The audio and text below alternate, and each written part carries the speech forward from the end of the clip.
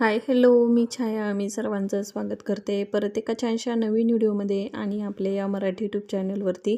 सर्वप्रथम सगळ्यांना श्री स्वामी समर्थ. श्री स्वामी समर्थ. जय जय स्वामी समर्थ. सगळ्यांना आजचा दिवस छान आरोग्यदायी आनंदाचा जावो आणि तुमच्या मनातील सगळ्या इच्छा पूर्ण अशी स्वामीच्यांनी प्रार्थना करते आणि आजच्या एका छानशा नवीन व्हिडिओला सुरुवात करते. तर इथं माझी घरातली सकाळीच क्लिनिंग चालू झालेली आहे. आज मी थोडीशी लवकर उठलेली होती कारण आज आहे ना गुढीपाडवा होता. तर माझ्याकडून सगळ्यांना गुढीपाडव्याच्या खूप खूप शुभेच्छा. सगळ्या घरात चांगला पोछा मारून घेतलेला आहे कारण असे काही सणवार असले तर त्या दिवशी सकाळी जर सगळं घर स्वच्छ असलं ना तर एकदम फ्रेश वाटतं. सगळी घरातली क्लिनिंग करून घेतली. त्यानंतर मग मी फ्रेश झाले. त्याच्यानंतर मला आता देवपूजा करायची होती ना, तर इथं मी पहिले देवपूजेसाठी फुलं तोडून घेतलेले सकाळीच. आता जवळपास 7:30 वाजलेले होते.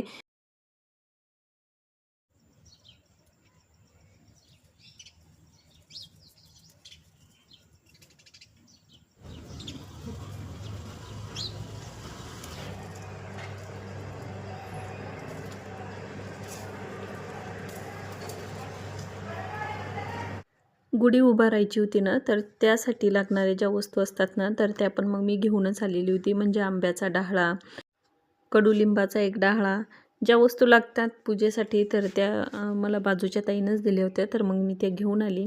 त्याच्यानंतर जास्वंदाला छान फुल आलं होतं, तर ते एक फूलसुद्धा तोडून घेतलेलं आहे. इथं मला आता उंबाठ्याचं पूजन करायचं होतं. तर उंबाठ्याच्या पूजनासाठीचं जे ताट आहे ना, तर ते पण मग मी काढून घेतलं. ह्या सगळ्या गोष्टी जर करायच्या म्हटलं ना, तर याच्यामध्ये खूप सारा वेळ जातो. तुम्हाला व्हिडिओमध्ये ह्या गोष्टी थोड्या दिसतात, पण याच्यासाठी जो लागणारा वेळ असतो ना, तर तो खूप जास्त वेळ याच्यामध्ये चालला जातो. पण हे जेव्हा आपण करतो किंवा हे आपल्या घरासाठी आपण जेव्हा ह्या अशा काही गोष्टी करतो ना, त्यामुळे घरामध्ये एकदम प्रसन्न वातावरण राहतं. घरामध्ये एकदम पॉझिटिव्हिटी एनर्जी राहते. आज तर मी रांगोळ काही टाकलं नाही. तुम्ही पाहिलं असेल हळदीचं लेपन करून घेतलेलं आहे. पहिले उंबरठा पुसून घेतला, त्याच्यानंतरच हळदीचं लेपन केलं. ते हातानंच केलेलं आहे मी हळदीचं लेपन.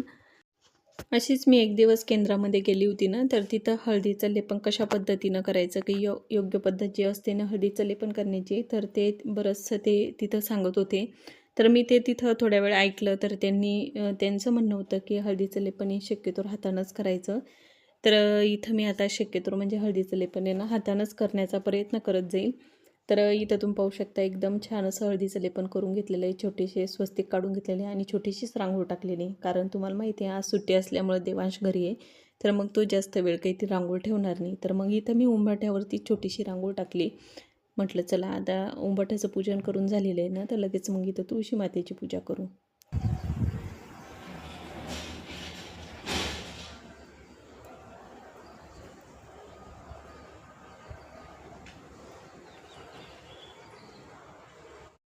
बाहेरचं सगळं आवरून मग मी घरात आली होती आणि ज्या ताटामध्ये हळदीचं लेपन केलं ना, म्हणजे जे ताट घेतलेलं होतं तर तिथं तेच ताट मी इथं किचनमध्ये घेऊन आलेली होती.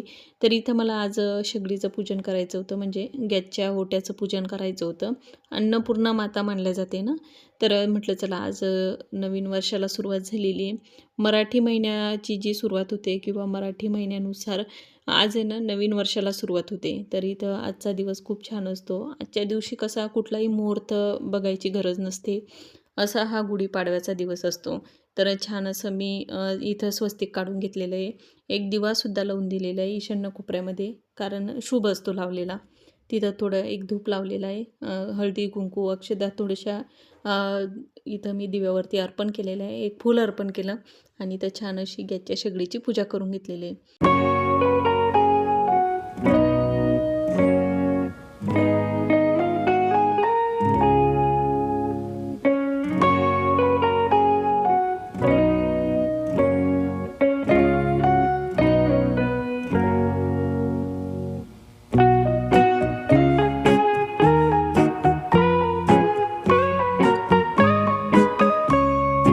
तर इथे मी देव्हाऱ्यातले देव आहे ना पूर्ण एका प्लेटमध्ये काढून घेतलेले.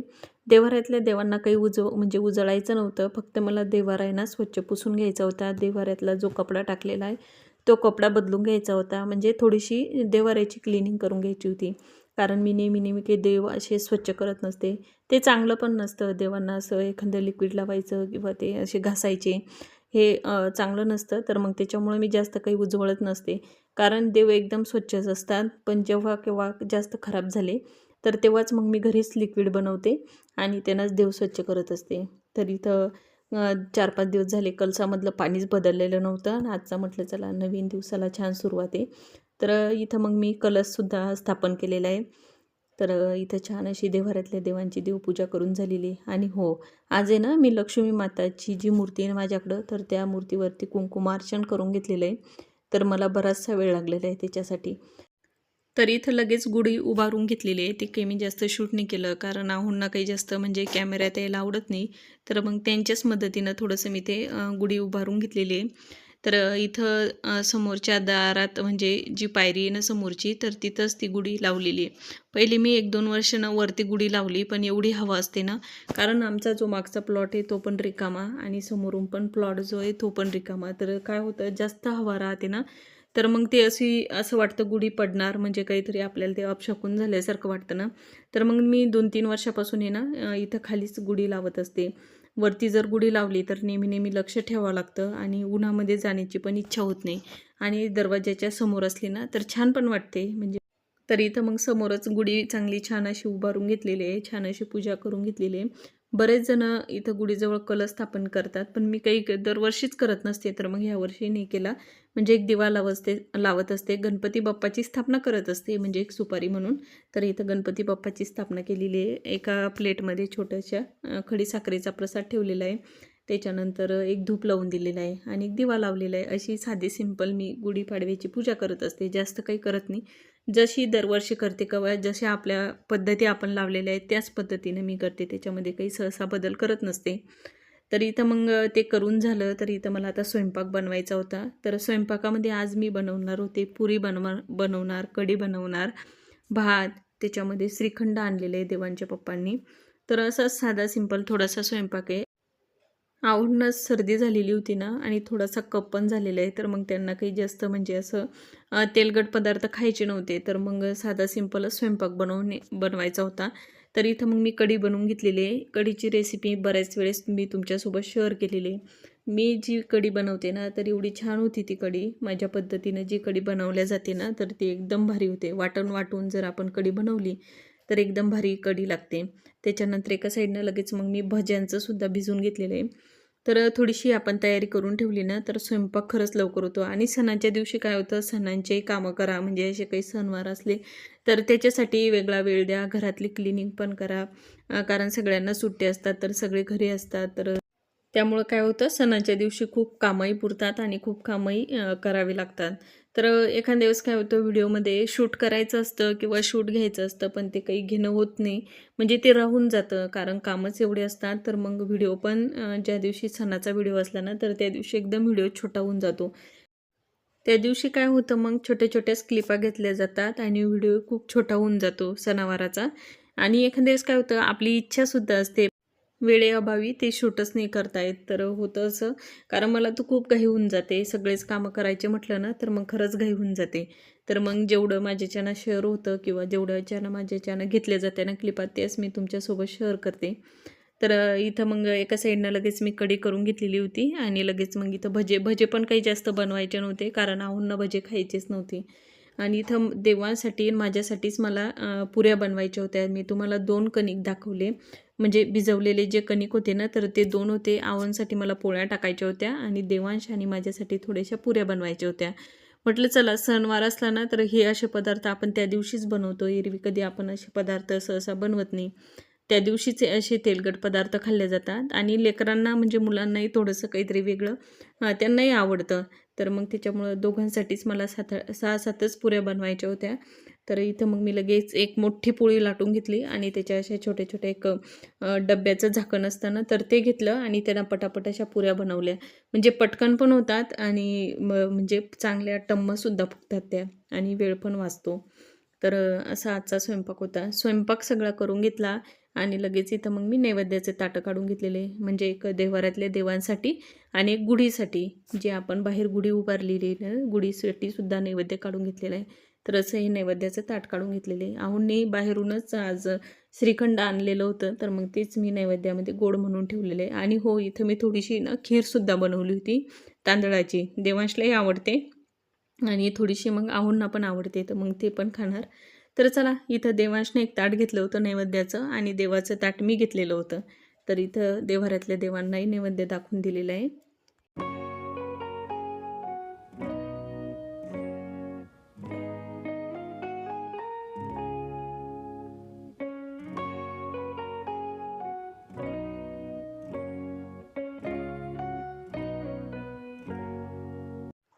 तरी इथं मी एक प्लायवूडचा खाली एक तुकडा टेकवला, त्याच्यावरती असं चौकोन काढून घेतलेला आहे. कोणताही नैवेद्य दाखवायचा असला तर आपल्याला तो खाली ठेवायला चालत नाही. तर एक प्लायवूडचा तुकडा घेतला, त्याच्यावरती एक चौकोन काढला. चौकोन काढूनच त्याच्यावरती नैवेद्य ठेवला जातो. तर इथं हा नैवेद्य मी थोडंसं पाणी फिरून गुढीला अर्पण करून दिलेलं आहे.